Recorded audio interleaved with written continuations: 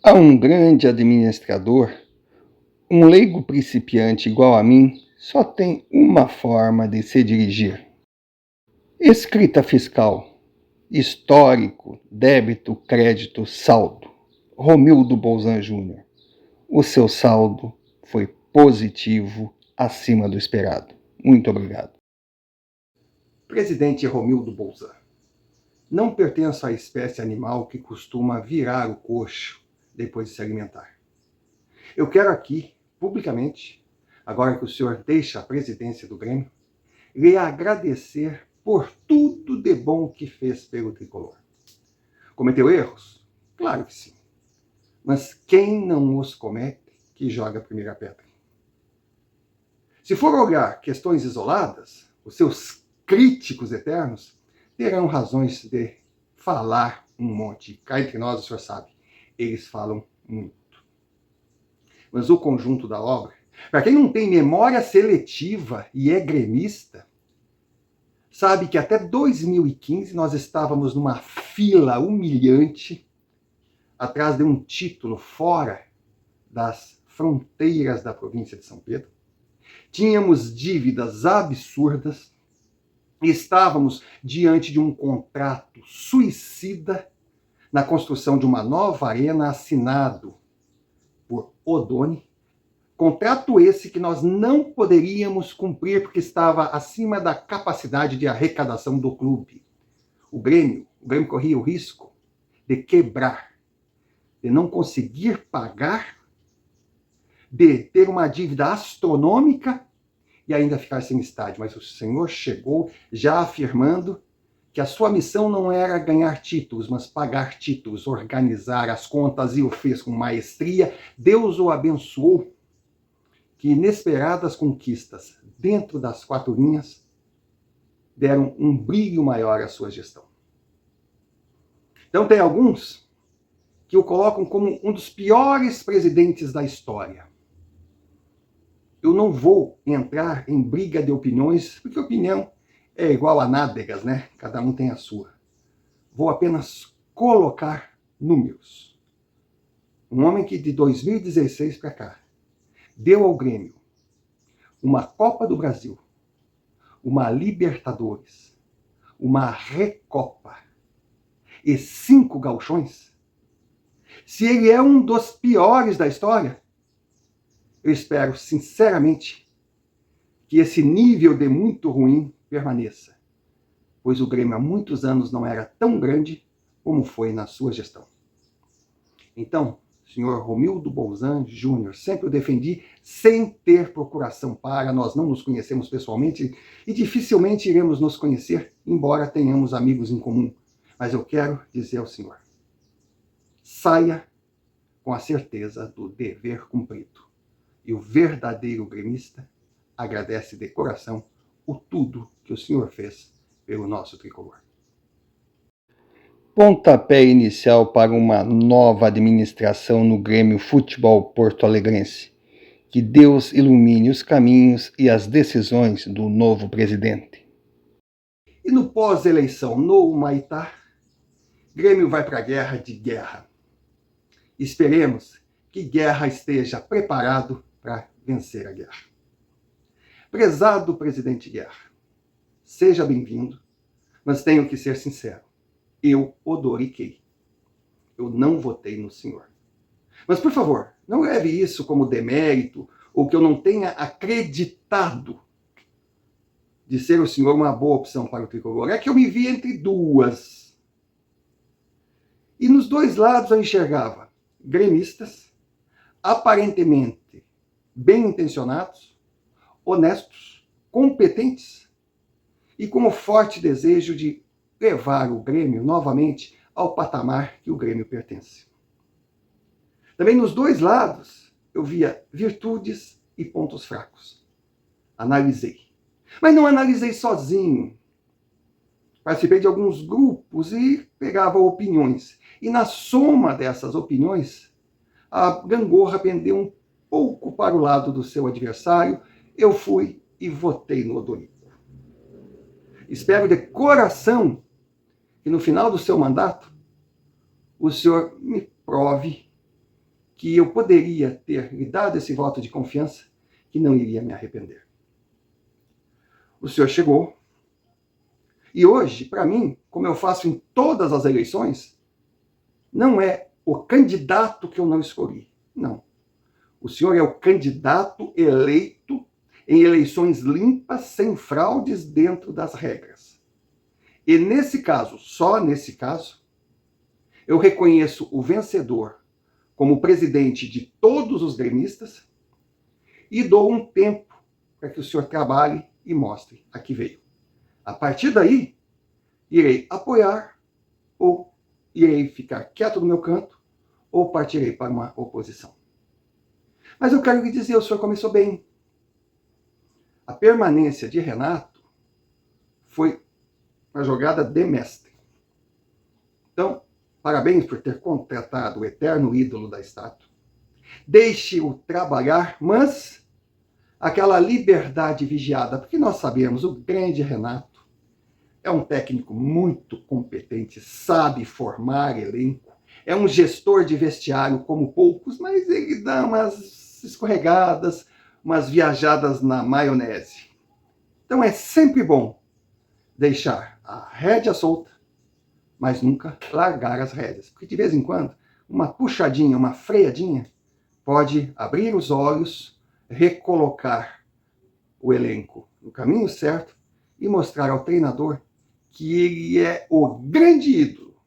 Ele é o técnico que a gente confia, mas está longe de ser o dono do clube. E com relação a conquistas, sou gremista. Mas eu costumo dizer que não sou doente, porque doença tem cura. Eu não.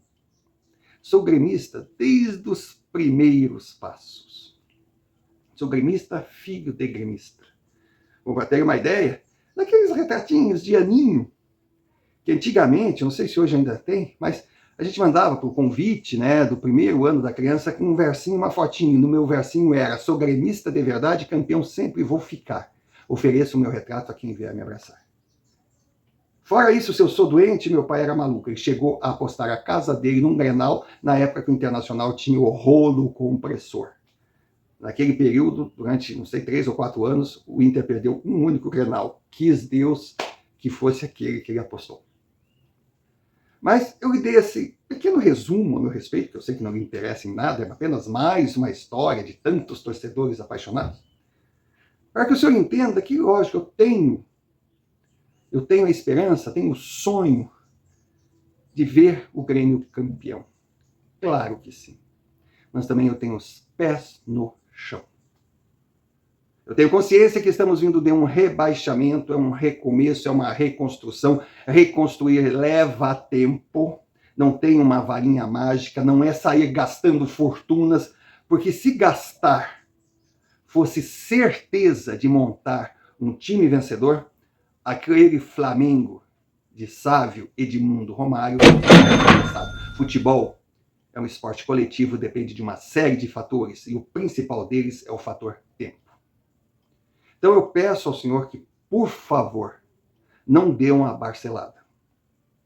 Não saia igual a louco, querendo fazer a sua história pessoal, ficando alucinado pela conquista de um título, gastando fortunas que o Grêmio não tem como pagar, aumentar a dívida, fazer loucuras. Não.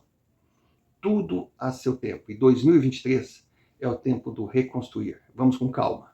Um elenco dentro do bolso do Grêmio, fechado, bem organizado, como são os times de Renato Portaluppi, fazendo uma boa campanha na Copa do Brasil, chegando o mais longe possível, garantindo a permanência na primeira divisão no Brasileirão e, quem sabe, beliscar uma Sul-Americana ou, sonhando mais alto, uma pré-Libertadores. Acima disso, pode até acontecer, no futebol acontece de tudo, mas é uma ambição que sabemos que o Grêmio de hoje não tem condições de ter.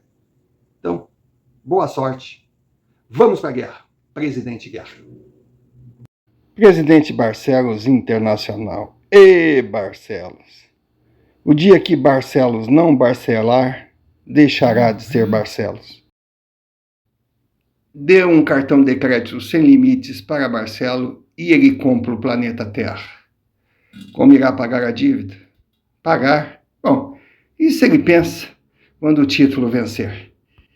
Segue adepto à filosofia do dívida não se paga, se administra. Dívida pouca é bobagem e título se paga com título. Complicado é quando eles não vêm. E o Internacional?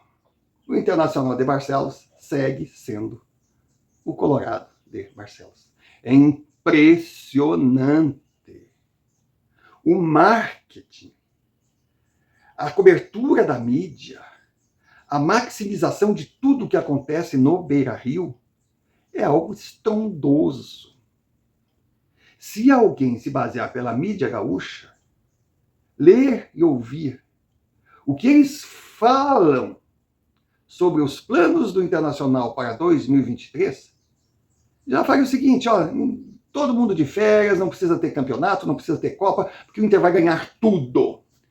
O Inter vai contratar os melhores, o Inter vai formar um elenco milionário, mas não explicam de onde viria o dinheiro, já que o Inter está endividado.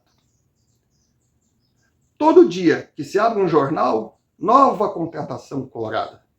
Só que o tal do novo contratado não chega nunca. Aí alguém diria, mas vem cá, será que eles inventam? Não. Existe sim a intenção do Inter de se lançar ao mercado. Ele vai sim atrás das melhores opções. Só que não tem dinheiro e muito menos crédito na praça. Os clubes estão se negando a vender fiado para o Inter. Então ninguém chega. Em contrapartida, o clube quer se livrar daqueles que não têm mais interesse, mas vivem numa realidade, sabe, fantasiosa. Ele quer daqueles que não lhe servem mais receber dinheiro que eles não valem. Edenilson e Tyson é o grande exemplo. Muitos querem esses jogadores. Só que o que o Inter exige não vai conseguir nunca. E a continuar, os dois permanecerão no Beira-Rio, dando apenas despesas.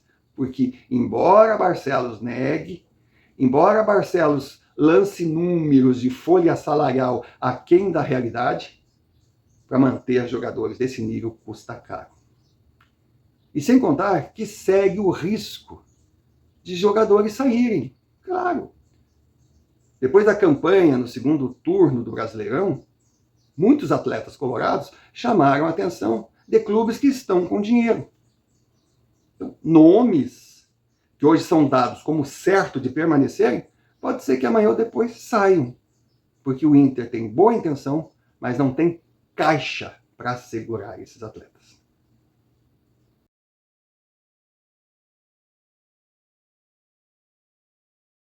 E é bom, Barcelos, olha, eu tô avisando, torcida colorada, é bom Barcelos baixar a bolinha dele, colocar os pés no chão. Os gastos estão muito altos, estão longe de ser o que ele procura demonstrar. Tem rolagem de dívida, lançando compromissos a serem pagos no ano que vem, sob juros extrapolados. Quer dizer, hoje dá uma aparência de caixa equilibrado, só que o amanhã chega. E diferente do título de dentro de campo que o Inter não vence, o de fora vence.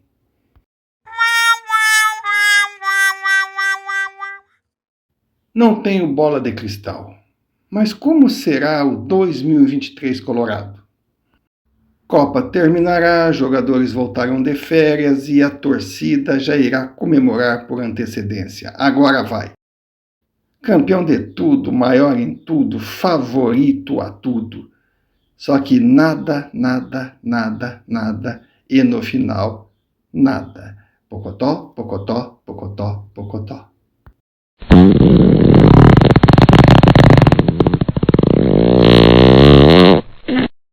E no que me baseio para fazer essa afirmação é simples. Dinheiro não aceita desaforo. Enquanto Barcelos teimar em não aterrissar reconhecendo o mundo real, terá problemas na sua relação com títulos dentro e títulos fora de campo. Sem esquecer algo que muitos não levam a sério, mas a cada ano se mostra mais e mais verdadeiro. É a lenda urbana, não tão lenda assim, Maldição Sacha.